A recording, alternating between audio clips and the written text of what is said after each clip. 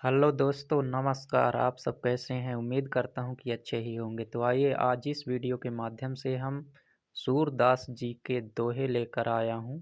तो आइए दोहे का मज़ा लें, लेकिन इससे पहले आप लोगों से एक छोटी-सी विनती है कि वीडियो को लाइक, शेयर और हमारे चैनल पर पहली बार आए हैं यदि तो सब्सक्राइब ज़रूर कर लीजिएगा। तो आइए वीडियो शुरू करते हैं। चरण कमल बंधव हरिराई जाकी कृपा पंगु लांघे आंधे को सब कुछ पर दर्शाई बहिरो सुने मूक पुनि बोले रंक चले छत्र धराई। सूरदास स्वामी करुणा में बार बार बंधव ते पाई। अर्थात सूरदास के अनुसार श्री कृष्ण की कृपा होने पर लंगड़ा व्यक्ति भी पहाड़ लांघ सकता है, अंधे को सब कुछ दिखाई देने लगता है, बहरे को सब कुछ सुनाई देने लगता है और गूंगा व्यक्ति बोलने लगता है। साथ ही एक गरीब व्यक्ति अमीर बन जाता है। ऐसे श्री कृष्ण के चरणों की वंदना कोई क्यों नहीं करेगा। सुना हूँ कान बलभद्र चवाई जनमत ही को धूत सूर श्याम मऊ गोधन की सौ हौ माता तू पूत। उपयुक्त दोहे से तात्पर्य है कि श्री कृष्ण अपनी माता यशोदा से शिकायत करते हैं कि उनके बड़े भाई बलराम उन्हें यह कहकर चिढ़ाते हैं कि आपने मुझे पैसे देकर खरीदा है और जब अब बलराम के साथ खेलने नहीं जाऊंगा। ऐसे में श्री कृष्ण बार बार माता यशोदा से पूछते हैं कि बताओ माता, मेरे असली माता पिता कौन है। माता यशोदा गोरी हैं परंतु मैं काला कैसे हूँ। श्री कृष्ण के इन सवालों को सुनकर ग्वाले सुन सुनकर मुस्कुरा रहे हैं। अवगति कछु कहत न आवै ज्यों गूंगे मीठे फल की रस अंतर्गत ही भावै। अर्थात जिस प्रकार से एक गूंगा व्यक्ति मीठे फल का स्वाद चख तो सकता है लेकिन उसके स्वाद के बारे में किसी से जिक्र कर नहीं सकता है, ठीक उसी प्रकार से निराकार ब्रह्म की गति के विषय में कुछ भी कहा नहीं जा सकता है। जसोदा हरिपाल ने झुलावे हलरावे दुलरावे मल्हावे जोई सोई कछु गावे। इस दोहे के माध्यम से सूरदास जी कहते हैं कि यशोदा जी भगवान श्री कृष्ण को पालने में झुला रही हैं। कभी उन्हें झूला झुलाते हैं और कभी उन्हें प्यार से पुचकारती हैं। कभी गाते हुए कहती हैं कि निद्रा तू मेरे लाल के पास आ जा, तू आकर इसे क्यों नहीं सुलाती है।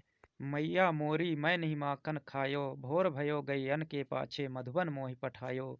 इस दोहे के माध्यम से सूरदास जी कहते हैं कि श्री कृष्ण अपनी माता यशोदा से कहते हैं कि मैं माखन नहीं खाया है, आप सुबह होते ही गायों के पीछे मुझे भेज देती हैं और जिसके बाद मैं शाम को ही लौटता हूँ। ऐसे में मैं कैसे माखन चोरी कर सकता हूँ माते।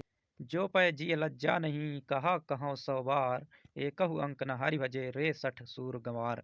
अर्थात इस दोहे के माध्यम से सूरदास जी कहते हैं कि हे गंवार दुष्ट, अगर तुझे अपने दिल में शर्म नहीं है तो मैं तुझे 100 बार क्या कहूँ, क्योंकि तूने तो एक बार भी भगवान का भजन नहीं किया है।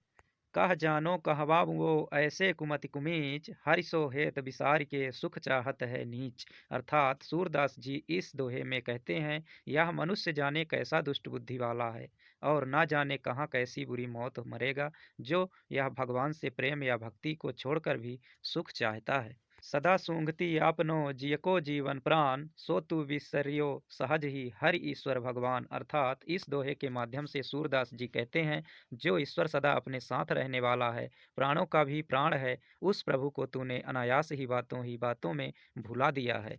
सुन परमित प्रिय प्रेम की चातक चितवत पार घन आशा सब दुख सहे अंत न आचै बारी। अर्थात इस दोहे के माध्यम से सूरदास जी कहते हैं कि प्रिय के प्रेम या परिमाण की महत्ता को जानकर या सुनकर पपीहा बादल की ओर निरंतर देखता रहता है, उसी मेघ की आशा से सब दुख सहता है पर मरते दम तक भी पानी के लिए प्रार्थना नहीं करता। सच्चा प्रेमी अपने प्रेमी से कभी कुछ भी नहीं मांगता है।